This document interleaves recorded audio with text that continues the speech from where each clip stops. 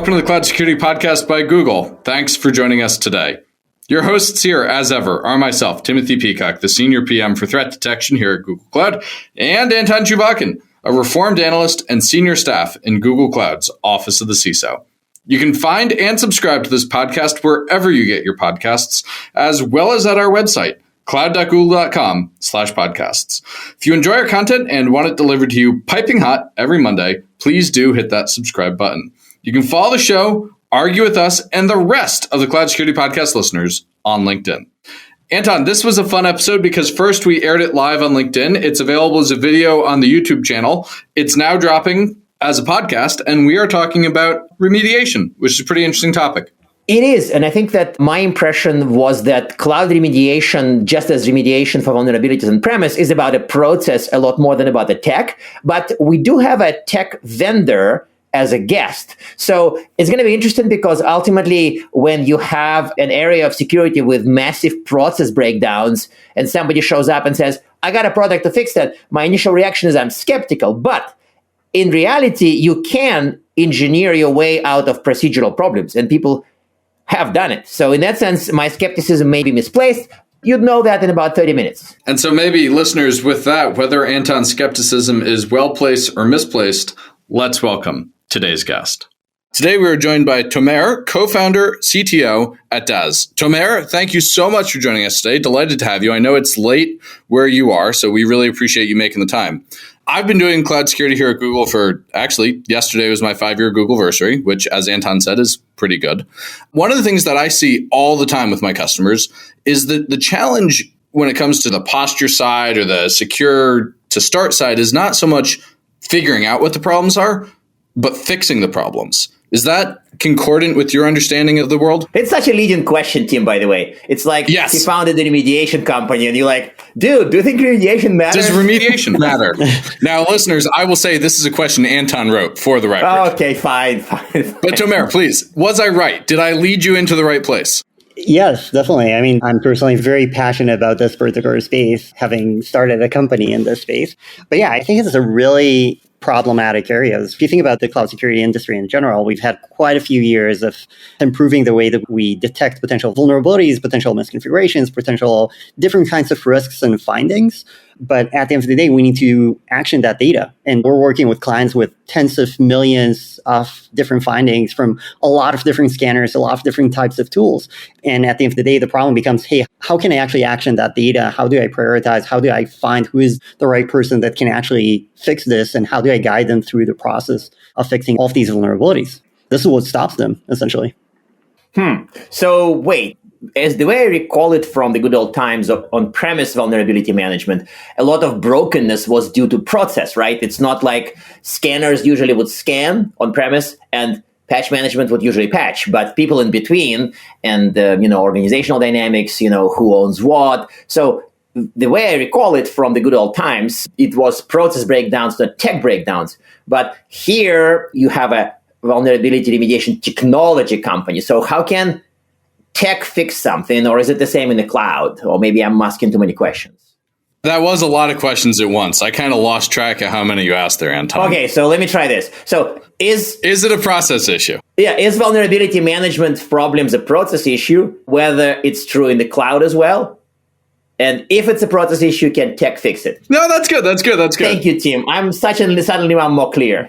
I think the usual paradigm is between people, process, and technology in a lot of different aspects. It's not a single thing that can fix it all.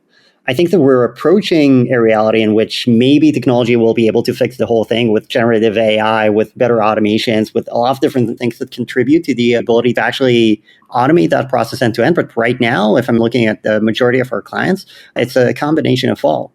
I think the primary difference between the good old days of vulnerability management is that by adopting the cloud, we've seen the industry picking up a much more distributed models of setting up infrastructure and setting up different development environments and actually building applications, right? So right now, if we're thinking about security being very consolidated, generally speaking, in most enterprises, and we have a lot of different DevOps teams and we have a lot of different development teams, they have to communicate in this one to very many mapping right now internally just to be able to understand how can we drive remediation. It's not like a point and click solution that you can literally patch some host in the cloud right now because you can't really change the infrastructure behind the engineers' backs. They would definitely not like that, and things would simply break. So yes, there's a lot of technology behind there. There's a lot of process issues in being able to set something like this up. And there's a lot of confusion with a lot of people. This is why we're trying to solve this, because if we can surface the right data, if we can actually automate all of these different steps in the process, if we can actually speak the right language with the right stakeholder that needs to do that next step, we can actually increase the remediation velocity drastically.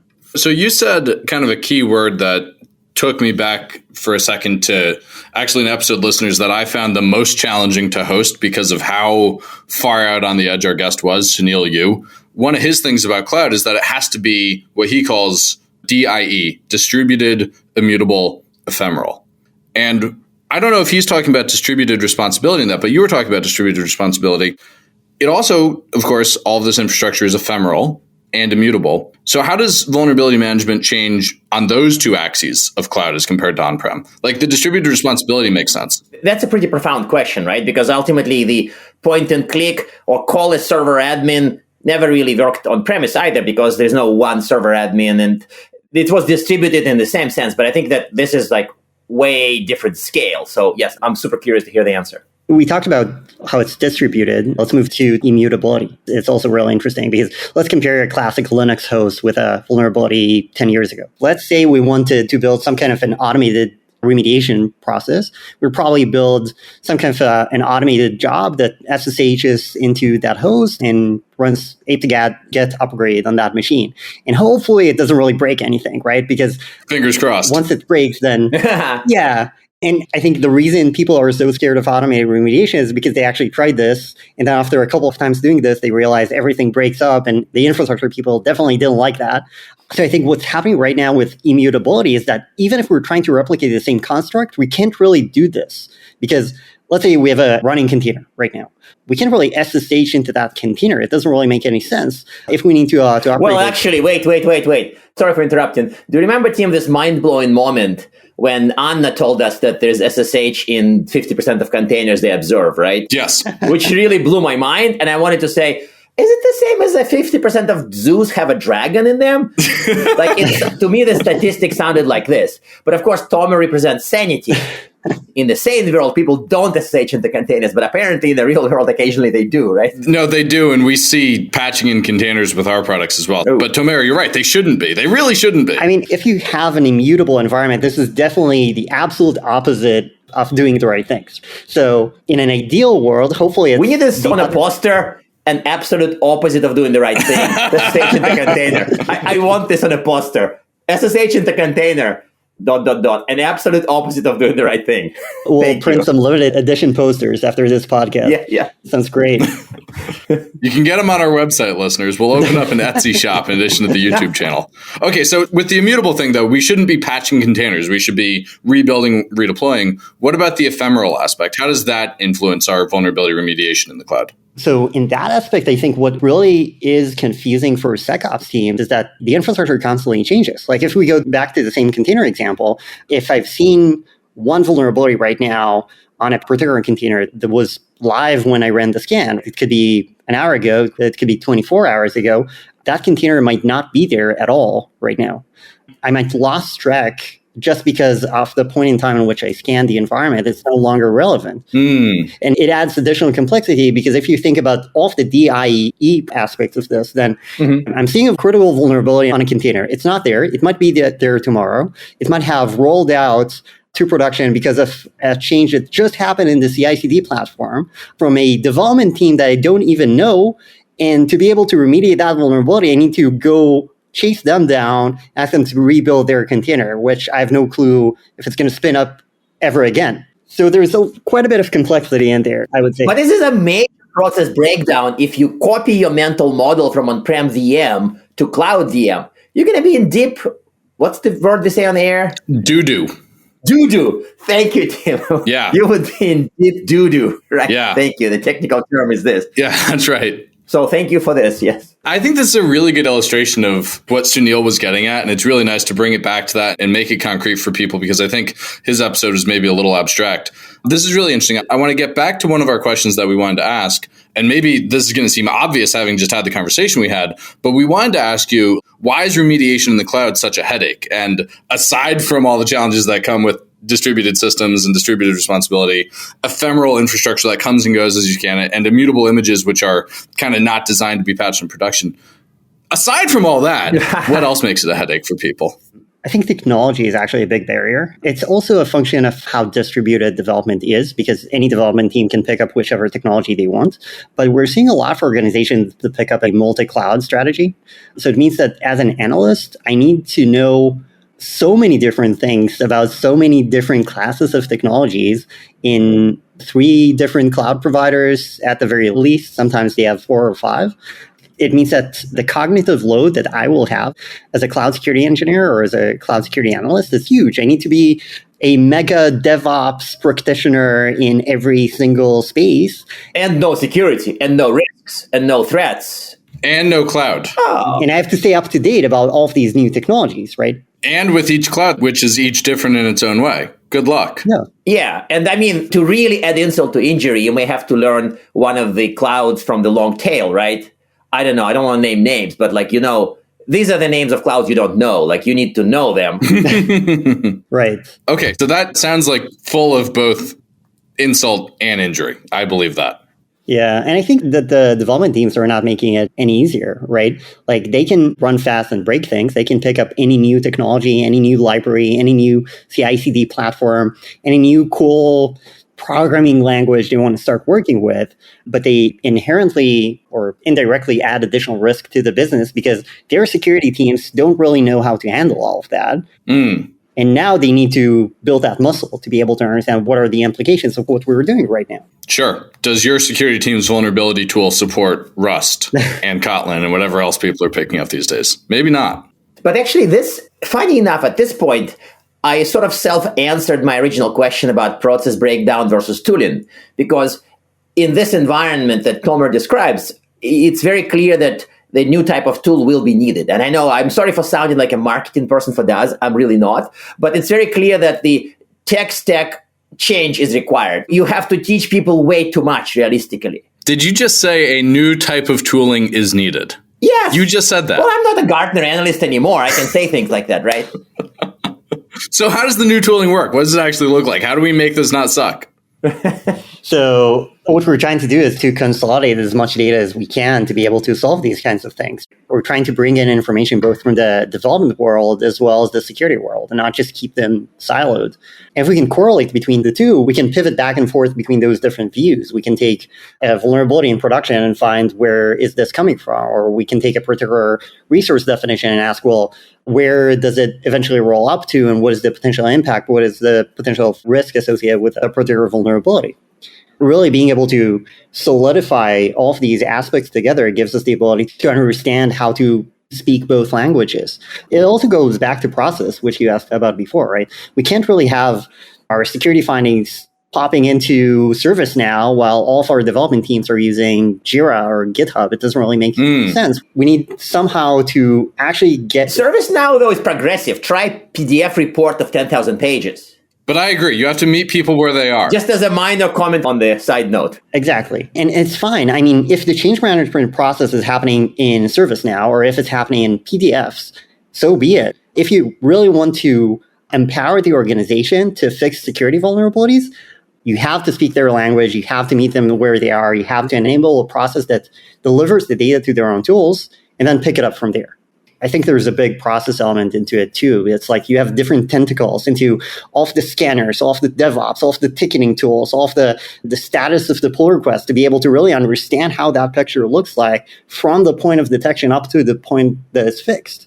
This actually makes sense. And I think one of the bigger things that you mentioned is that security teams, even on-prem, often have friction with IT ops, even before DevOps, go back to the 90s, like there would be friction between security and the rest of IT. But here it's like the skill gap and other types of friction and not understanding the environment, security teams sticking to old tools sometimes, the DevOps running ahead. So it's almost like the friction between security and engineering teams and DevOps teams is kind of a huge contributing factor to cloud remediation being harder, right? So it sounds like your platform also playing into this type of a bridge building model between the two. But how bad can it get in terms of friction? Yeah, I guess it can get pretty bad. So, but like, what are the examples of the frictions between, say, security and DevOps or engineering? Well, I heard some stories that I will not quote from internal VP level meetings in some organizations. And it really gets up to these levels because unfortunately, some organizations really function in that way where they think, well, we're going to scan everything, take all of these vulnerabilities and just throw them over the fence. And if no one is doing anything, we're going to be there and blaming them for not fixing. This is not a healthy process and creates frustration on both sides. It is so critical if you're thinking about how can we actually reduce risk? You have to think about all of the different pieces of that puzzle and make sure no one is frustrated with the way that they get data and everyone's actually have some kind of a positive feedback loop in that process. Otherwise, they won't like you. Think about a typical development team where they have automated tickets being sent over their backlog. Nobody loves it, like on the whole planet, right?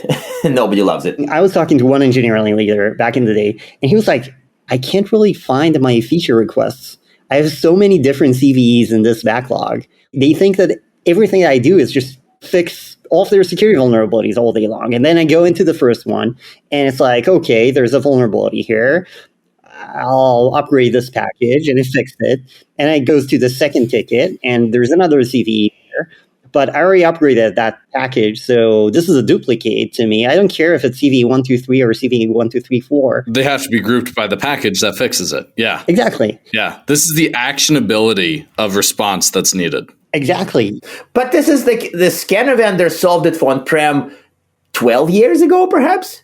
So it's interesting how this is coming back to bite us in the cloud because the environment is different, right? Mm-hmm. Like I remember, don't hold it against me, but I used to work for Qualys many years ago. And I remember this type of reporting based on what patch remediates it. And it was literally 15 years ago. So it's interesting how this is still a thing in the cloud. It's becoming harder and harder, right? Let's go back to the containers example. Imagine an architecture with a bunch of applications, a bunch of microservices, great. And then let's say we scan it with any kind of tool. We can pick up Qualys just based on the example, but we can pick up GCP, SCC if we're looking for the cloud native options, right?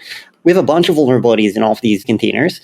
And now we need to actually figure out what is the common denominator amongst all of them? Because we can take the application and say, well, here's the application team that is responsible for that application. Here's a list of CVEs. And then they may prioritize it for the next sprint. They will spend a few days looking into this, and then they'll realize, hey, you know what? We're just relying on a base image that's coming from the platform team. It's not really us. And actually, right now, we don't really have anything to do because we're waiting for them to take the fix before we can rebuild the container to be able to push it to prod. So essentially, they don't really have anything to do. We just wasted their time. We took sprint points from their sprint to be able to just find the root cause for a bunch of problems. And we've done this for every single application in our architecture. So we took, let's say, 4 points from each development team's sprint to be able to do nothing, just investigate the root cause for a bunch of problems that they have zero action. Everyone just got back to us to go chase down the platform team, ask them to rebuild or repackage the package or the base image, whatever it is, and then ask the rest of the application teams just to rebuild and redeploy. It's not an easy process. And it's happening because of good reasons, right? We want to increase development velocity. We want those developers to actually build and ship new features fast. We want them to reuse code. We want them to use all of these abstractions, all of these open source components. But we have to keep that in mind when we pivot to how do they actually fix it and how can we group all of these findings together in an actionable way. That makes a ton of sense. And it really speaks to the need of security teams to understand how development works. And we had actually Kelly mentioned that she's met CISOs who don't know what unit tests are. And so given that kind of lack of knowledge of how development works, it's not super surprising to me, despite what Anton's saying, and I will not hold Qualys against him because Qualys gave me many nice bags to collect other swag at Black Hat over the years. I'm not surprised, value add for sure. I'm not surprised that people get this wrong today on security teams who don't understand how development works.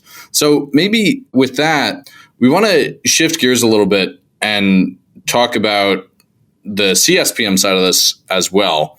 When it comes to understanding like vulnerabilities in your cloud configuration, how are you thinking about that? Are you really focused on the software side, or are you also looking at the cloud config side? I think you have to look at all of them together, because if we're thinking about... That's a very cloud truth that still is not getting to many on-premise people. This is like so good. It's another possible poster line, right? Anton has gone from marketing to marketing posters. This is great. He's going to hit up the FedEx store after this. That's awesome. But really about the CSPM stuff in addition to the software stuff. I think all of the examples we talked about today are fairly simple. We talked only about one type of workload. We talked about a very simple environment that repeats itself. But in reality, if we're thinking about a typical cloud native environment, we would actually want to let every single development team, every single DevOps team to decide on anything from infrastructure to OS to containers to serverless to the technology that they're using to build their code, right? And this is where it gets interesting, because actually, if you think about the process for remediation, for actually fixing all of these misconfigurations and CVEs and whatever it is, it's actually very similar. Like, I could have painted the same picture that we talked about before with a containerized environment and just talk about Terraform. So instead of having a bunch of different containers, let's say we have a bunch of different databases that are misconfigured. They're not encrypted. But in reality, my organization is supposed to use blueprints, and we have a platform team that builds those blueprints for all of the different teams. So I get to the same root cause analysis problem. I have the same problem with attributing the right vulnerabilities to the right teams, and I still need to be able to explain to them in simple terms, like, here's the Terraform module that you need to modify. Here's the configuration file. Here's the right way to configure this. Here's what I propose. And if I can't do this, then I'm not really helping them remediate faster. So it's really the same thing. Yeah, it's the exact same process, right? Because from a process standpoint, you think about everything that happens from the point in time that you know about a misconfiguration, vulnerability, anything else, right? So if we chase down that rabbit hole of what happens when I'm seeing a new misconfiguration, I still need to triage it. I still need prioritization. I still need to find who owns this. I still need to communicate it to them in some kind of way. I still need to convert it to something that they actually understand. I still need to track the fact that they modified what they needed to modify and re-promoted it to production. And I want to verify that the new scan comes out clean. It's the same process. Yeah. I think there's much less tooling in that space, which makes it even more complicated. But yeah, very similar. I love that answer, because to me, they're so obviously similar, but that's because I've been cloud native my whole life. You live in the cloud. Yes, that's right. Yeah. But I think what we're starting to see, which is really interesting, is that some organizations actually consolidate their cloud security and application security teams for that reason. Because it doesn't really make sense to look at those in silos. If I have a CVE coming from software composition analysis scanner, it might be the same CVE that I'm seeing on my CWPP. So I want to be able to engineer the same process for all of these tools together.